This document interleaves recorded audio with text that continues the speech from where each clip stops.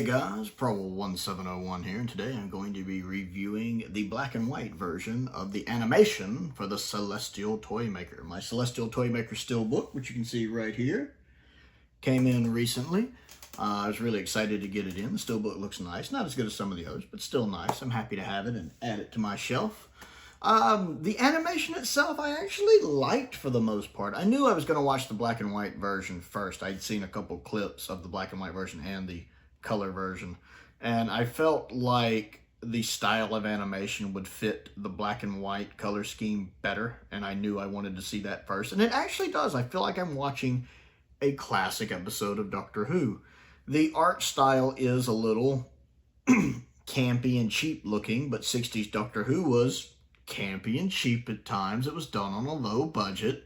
It's the Celestial Toymaker itself was always a story going by the surviving episode 4 that, you know, was definitely constrained by its budget. Like, they probably couldn't do everything that Brian's script originally wanted to do, and Lord knows it was rewritten plenty of times by Donald Tosh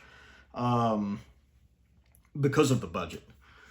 But I like the animation. Even the characters' faces I adjusted to. I know some people have talked about how they don't really look like, especially Steven and the Doctor don't look right. But being the kind of surreal fantasy story that the Toymaker is, like, it wouldn't work for most stories, but for this story, it works. I adjusted to the way they looked very easily. Matter of fact, I think Dodo actually looked pretty like Dodo.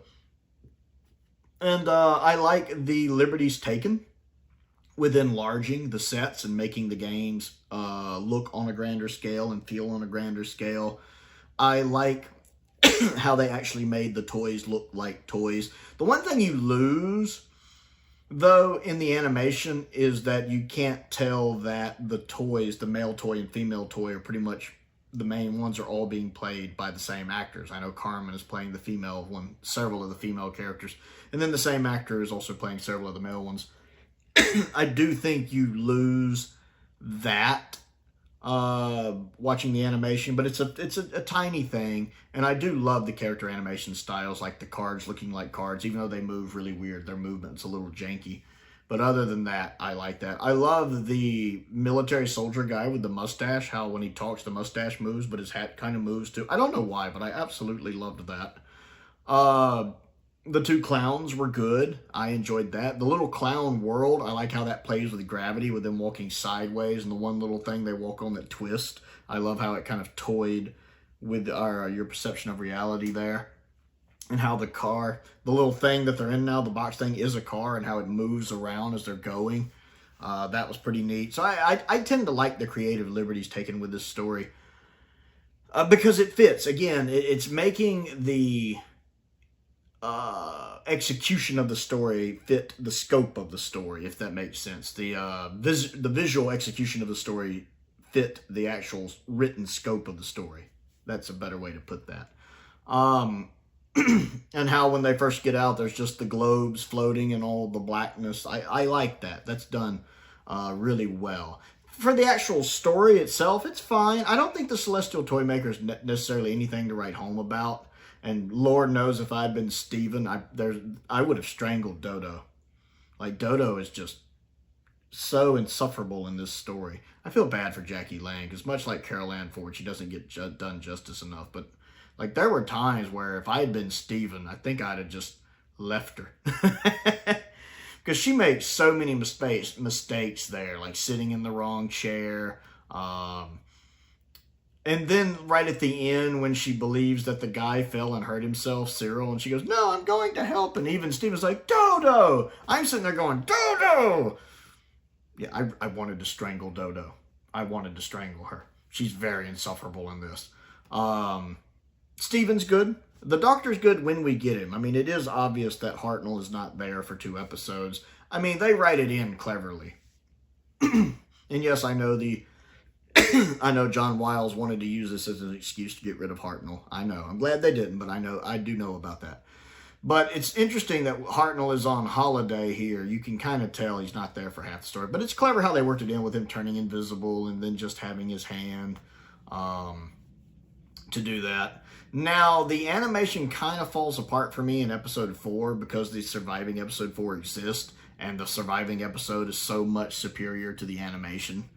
Part of it is like, one of my favorite scenes is when the Doctor and the Toymaker toward the end are confronting each other, and the Toymaker's trying to get in to make his last move, and the Doctor realizes, no, I mustn't. That whole confrontation. And then you'll have won the game. Yes, and it'll all disappear. Yes. When he does, especially when he does that, make your last move, Doctor. Or make your move, Doctor. Make your last move. I love that when he emphasizes that last move. I've always loved that shot. It's my favorite part of the whole story. Make your last move, Doctor. Make your last move. And the camera angle there. And for some reason, the animation does that at this really far away shot. That whole conversation's weird in the animation.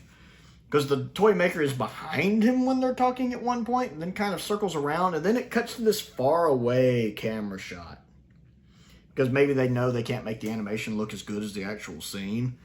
But it was very disappointing, since that's literally my favorite scene moment in the story. And it's done from this far away shot. I was highly disappointed. I had to rewind it and look at it again, and I was like, that's very disappointing. And then the scene at the end when the Doctor mimics the Toymaker's voice, that whole part doesn't play out as well either. Like when he first tries to use his voice and you just see the Toymaker look at it and doesn't move, and he's just It works so much better in the live action version than when you just see it on the TV. The live action scene there is so much better, and that kind of hurts the animation to me that they didn't even try to make it live up to the surviving episode. But for the first 3 episodes, I was really enjoying the animation. I think it works. Other than that, it just lets it down a little bit with episode 4, because I've actually seen episode 4 and really love episode 4. From a story standpoint, the only weak one for me was 3. Episode 3, for some reason, I found myself getting bored. Especially the dancing part was really getting tedious and just kind of drug on for me. But episode 3 was the weakest. I liked episode 1 and 2. Again, I adjusted to the animation quickly. Liked episode 1 and 2, and I like episode 4. I do think the first part of episode 4 with Cyril and the little tile game does draw on a little bit, although I love Peter's performance and how exasperated he's getting. I love the fact when he tells when somebody says that to him about, you should have seen your face, and he's like, you're gonna feel my fist. That's Steven. Steven's a man's man, an old school 60s Captain Kirk man's man. I respect that. But yeah, I enjoyed that. Michael Goff's performance is still good. The animation, it doesn't quite look like Michael Goff, but it's kind of a caricature of Michael Goff, but it looks enough like him to work. And his voice, for me, it goes to show just how good of a job Michael Goff did with his voice in this, that his voice, much like Gabriel Wolf, which is on my mind having just watched Legend of Ruby Sunday, does so much with his voice. Michael Goff does so much with his voice and his inflection and his tone and how he talks in this, that it lends itself well to the animation. You can just get the menace from him so well in this. Some of the story doesn't make sense, like when he's making the Doctor's game move for him. I'm like, aren't you helping him?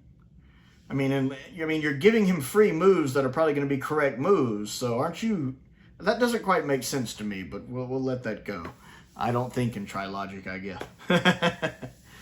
But I found it fun. I will be watching it in color at some point. I didn't really like the end of the story with him hurting his tooth, which of course leads into the gunfight. It just seems like an odd way to end the episode. It doesn't surprise me that the candy hurt his tooth. It was a gift from Cyril, so it makes sense that it would be not something you'd want to eat. Just seems like an odd way to end the episode.